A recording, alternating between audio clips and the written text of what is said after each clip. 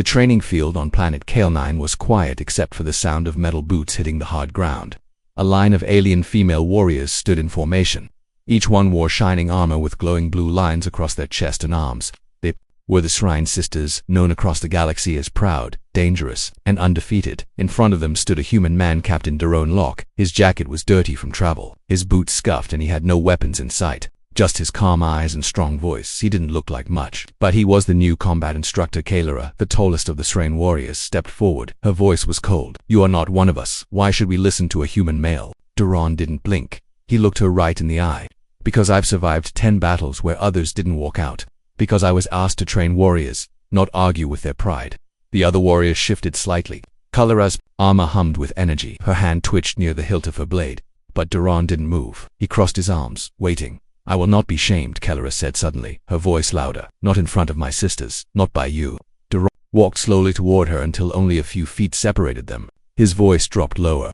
"Then take off the armor and say it again, looking me in the eye." A tense silence followed. Even the wind seemed to stop.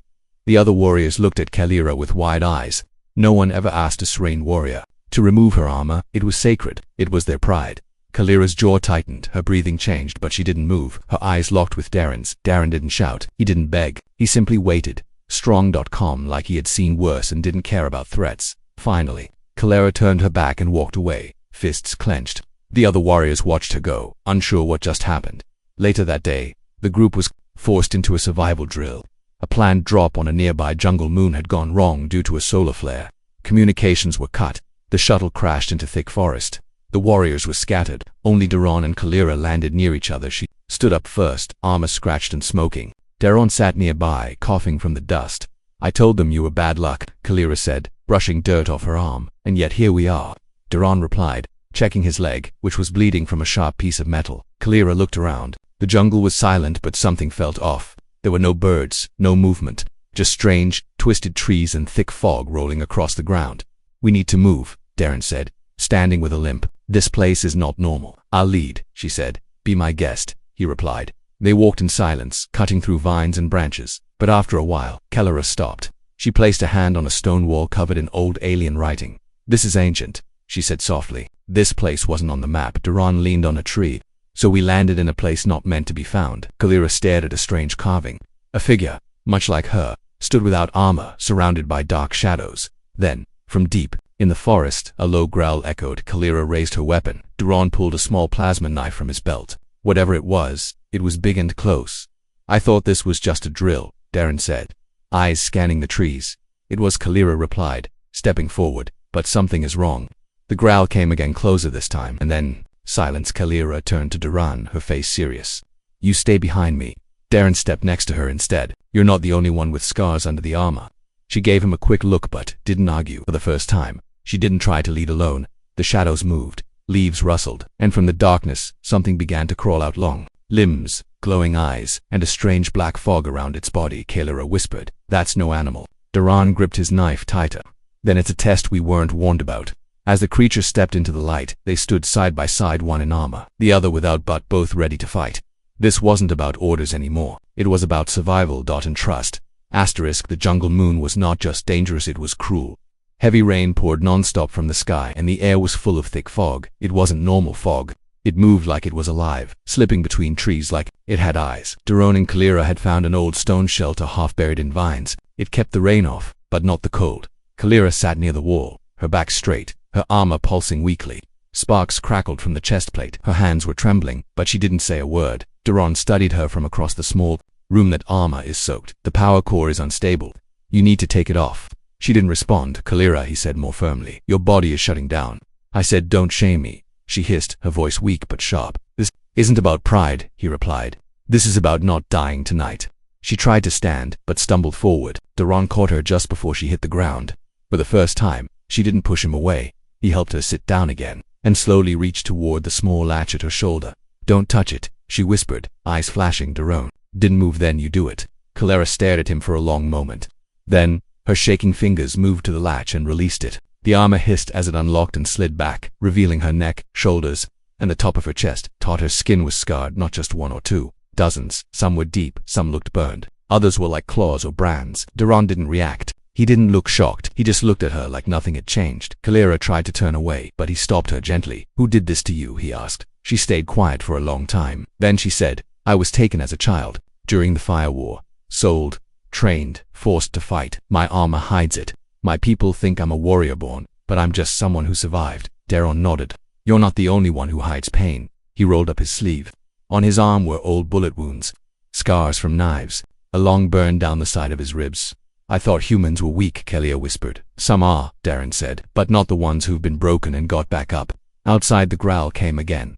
This time, closer, Kalira stood up. Slowly, the upper half of her armor gone now. Her breathing was easier, her body not shaking as much.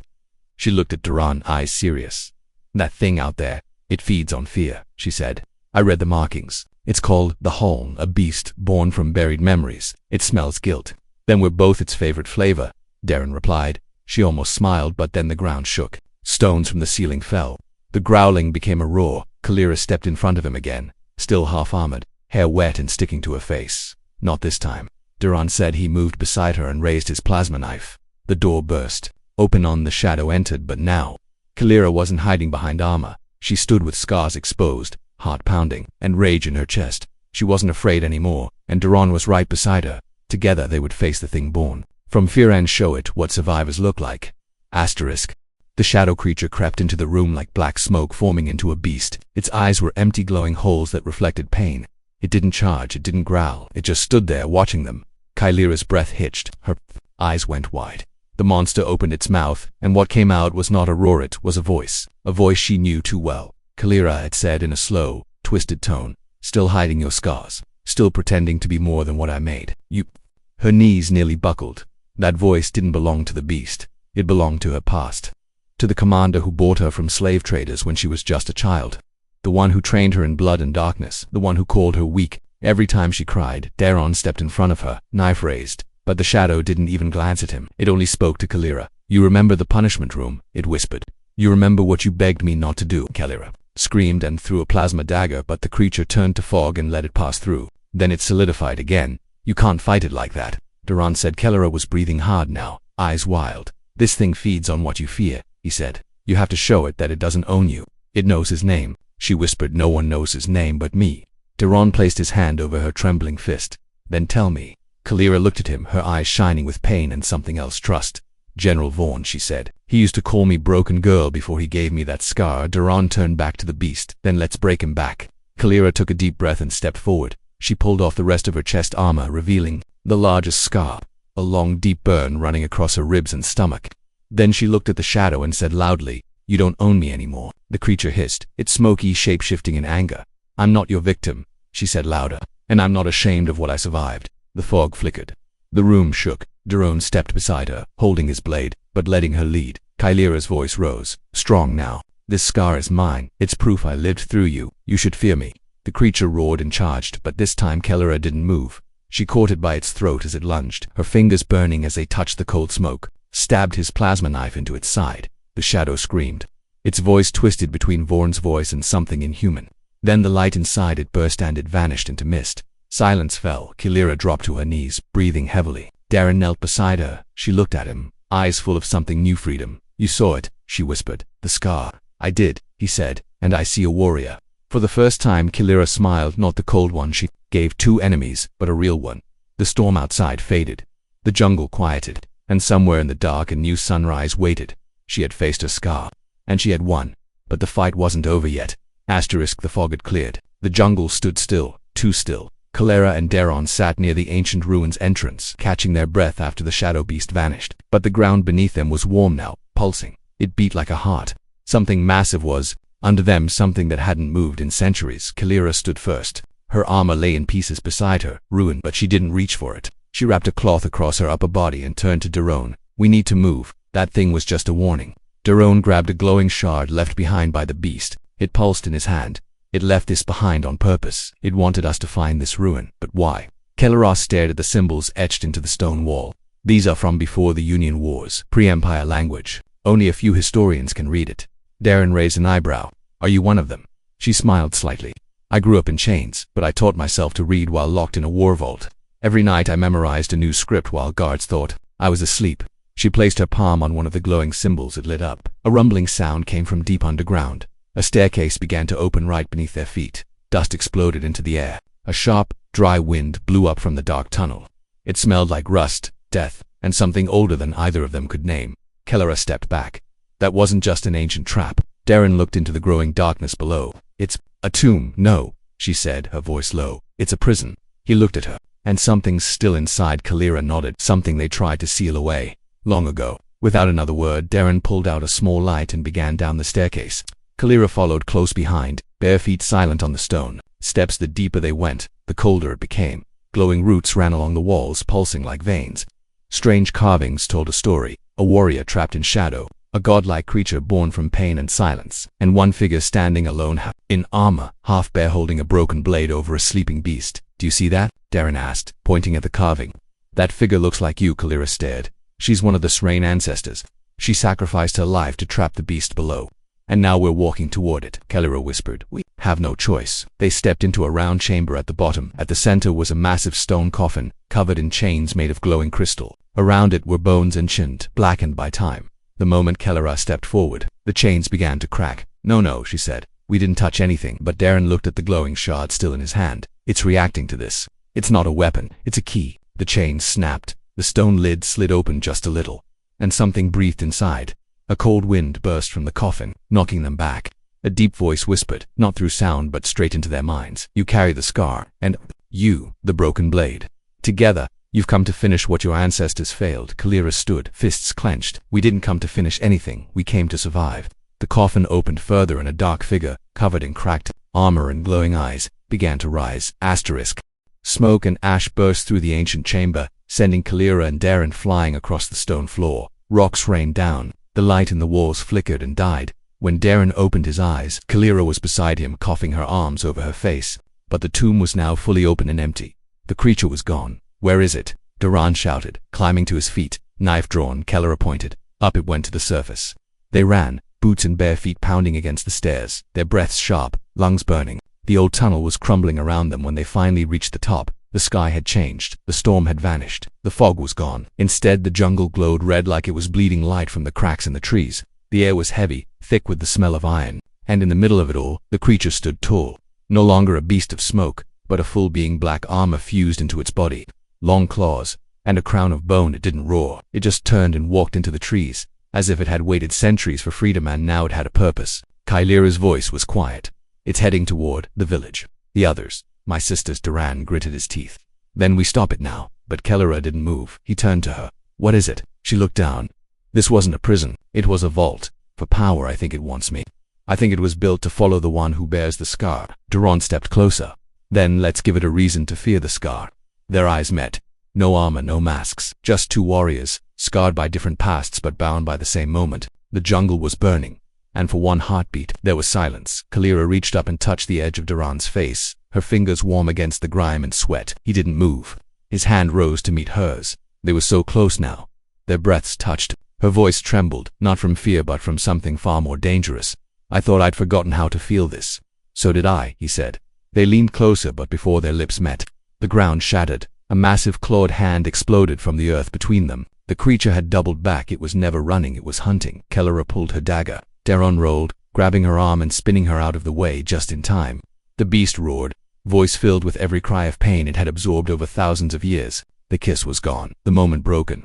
But something stronger remained, raged together. They charged the creature side by side, not for victory, but for the people they swore to protect, for scars they refused to hide anymore. 3 days had passed since the creature was defeated. The beast had fled after Kelleher and Darren struck together, one from the front, one from behind, breaking its bone crown and driving it back into the jungle. But that victory was not celebrated. Not by Kelleher's people. When the rescue team arrived and took them back to the Srain capital, Kelleher was arrested, not for failing, but for changing. Srain law was clear. No warrior may remove her armor in battle. No warrior may bond with an outsider, and no warrior may reveal the sacred scars to anyone not of their bloodline. Kelleher had broken all 3 laws. Duran stood behind the chamber doors, fists clenched. Guards wouldn't let him enter. He had demanded to speak, to defend her, but was silenced. This wasn't his world. Inside the stone tribunal dome, Kelleher stood alone. Her armor had been taken. A heavy robe wrapped her lower body, but the scars across her chest and back were fully visible by law. This was meant to shame her, but she didn't bow her head. Above her, the High Council of Srain. Elders looked down from their thrones. They were ancient voices, cold faces hidden behind masks of gold. You faced the hall alone, one asked. I was not alone, Kalira said. You let the human touch you. You shared the bond. You exposed our kind to shame. You hide behind armor, she said. But I showed strength. I faced the thing our ancestors locked away. I used my scars as a weapon. That is not shame. That is evolution. The hall murmured. A female voice cut through the silence. Then you accept punishment. Kalira nodded. If the punishment is truth, then yes. The council leader stood. Then we begin the trial by fire. You will stand in the circle, and you will fight not to win, but to prove that what you did was not weakness. Kalira's eyes narrowed. And if I lose, the councilwoman replied coldly, then your name is erased, and so is your bloodline. Outside the chamber, Duran heard enough. He shoved past the guards, fists swinging. He was tackled, pushed to the ground, but he shouted one sentence before they silenced him again. If she falls, then exile me too. Kalira heard him, and she smiled. Later, under the burning twin suns, Kalira stood barefoot in the trial circle around platform surrounded by her people. Warriors watched in silence. Across from her, her challenger stepped forward. It was not a stranger, it was her former mentor, Veshra, fully armored, tall, and still carrying the pride of tradition. You've lost yourself, Veshra said, pulling her blade. No, Kalira said. I finally found who I am without it. Veshra charged, blade slicing the air. Kalira ducked, rolled, and struck with her bare fists. The crowd gasped as she moved not with the stiff grace of armored combat, but with speed and fluid power, taught to her by a human soldier who fought with instinct, not rules. Each strike brought blood. Each dodge brought cheers. And when Kalira disarmed her mentor and held her fist to Veshra's throat, silence fell. She didn't kill. She didn't need to. She had proven herself without armor, without fear, without shame. She stepped back, breathing hard. The elders stood. For the first time in Srian history, a scarred, unarmored warrior had passed the trial. Not by obeying the old ways, but by breaking them. The trial was over. Kalira stood victorious in the center of the arena, breathing hard, her hands scratched and bloodied, her body marked with sweat and dust. But she was standing. The Srain warriors who once turned their backs now lowered their heads in respect. Even the council, silent behind their golden masks, could not deny what they had seen. Kalira had rewritten the meaning of strength jacked. She didn't need steel to stand tall. She didn't need silence to hide her past. She didn't need permission to be herself. At the far end of the platform, Darren stood surrounded by guards, but no one was touching him anymore. He had seen her fight like fire, and now he saw something even stronger, peace. As Kalira approached, the warriors moved aside like parting waves. She walked with quiet steps, not proud, not defiant, just free. She reached him for a moment. No one spoke then. Kalira whispered the same words she had once used to resist him, her voice steady, strong. Don't shame me. Duran looked her in the eyes. I never did. She smiled. I know. Then she stepped closer. I'm not hiding anymore. His voice softened. Neither am I. She reached up and touched his face again, but this time, there was no hesitation, no storm, no monster, just two people who had seen each other's worst, and stayed. The kiss didn't need to happen. What passed between them now was deeper than that. Respect, trust, and something slowly becoming love from the edge of the circle. Veshra, Kalira's former mentor, stepped forward and removed her helmet. She bowed her head. The armor is only sacred if the warrior inside is whole, Veshra said. You showed us how to fight without it. For that, you are no longer just a Swayan. You are a sister to all. The entire arena bowed. Kalira didn't bow back. She simply turned, took Duran's hand, and walked away from the old ways into something new. A path she would choose. A path with no chains, no shame, only truth, only freedom.